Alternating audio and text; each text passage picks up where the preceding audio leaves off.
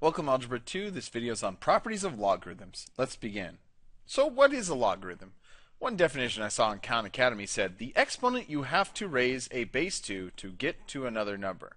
So if you have 4 to the third power equals 64, and you know that, the log base 4 of 64 equals 3. So 3 is kind of that exponent right there.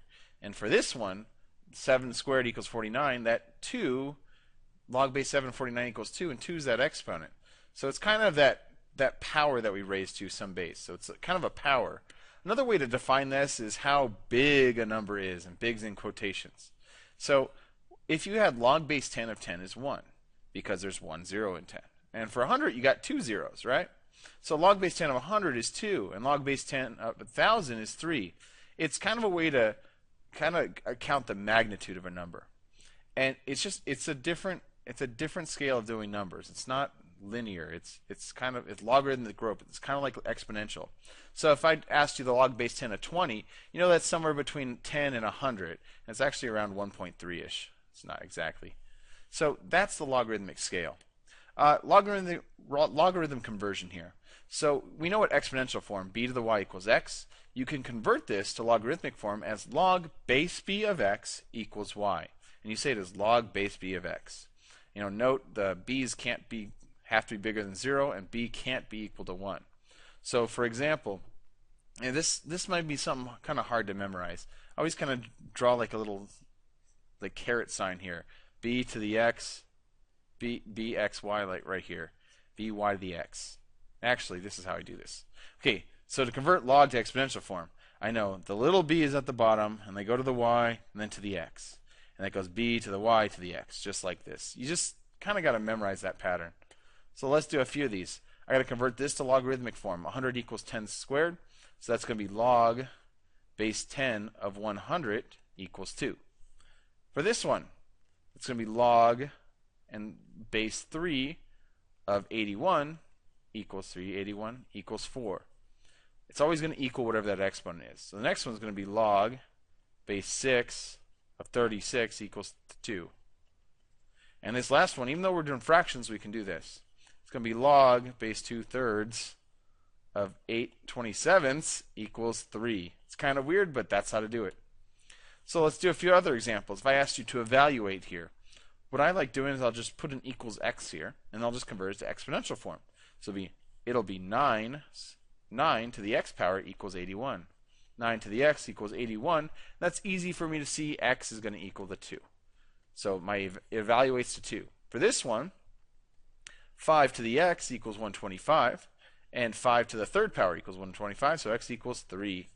And this next one, I'm set it equal to x, 9 to the x equals 1 over 81. Well, it's a fraction here.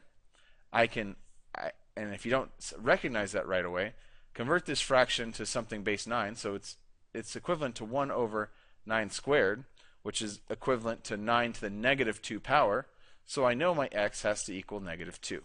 And that's what it evaluates to. All right, a few other properties of logarithms. We can do operations, and these are 3 different operations we'll use, and this is new stuff, so make sure you write this down very clear.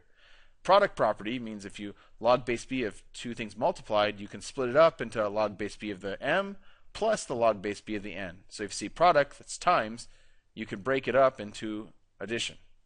Quotient property says log base b of some m over n, it equals log base b of m subtract and minus the log base b of n. So you're going kind of from division to subtraction.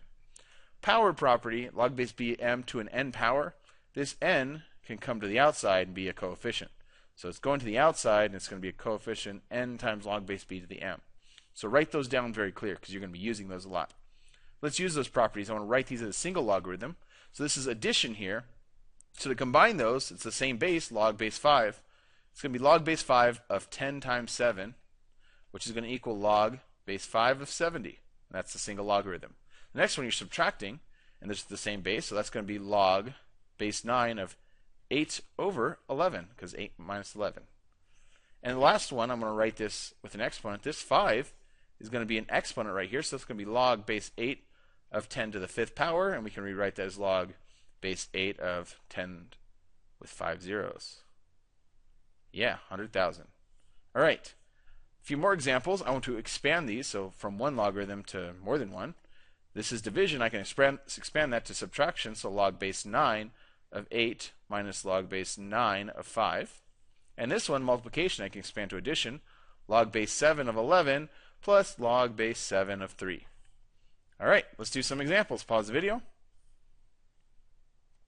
Rewrite into logarithmic form. This is an exponential form. So it's going to be 4 to the 64 equals 3.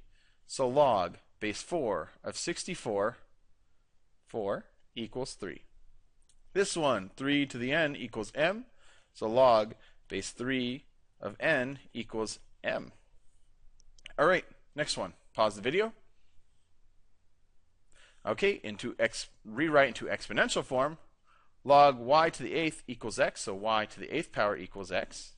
And this one's going to be 12 squared equals 144. So 12 squared equals 144. All right. Pause the video. Single logarithm. They're all being added together, so we just multiply all of the logs right here. So it's log base 2 of x, y, z. We can write x, y, z. You might want to put it in parentheses there just to make sure it's log of that. All right, that's it.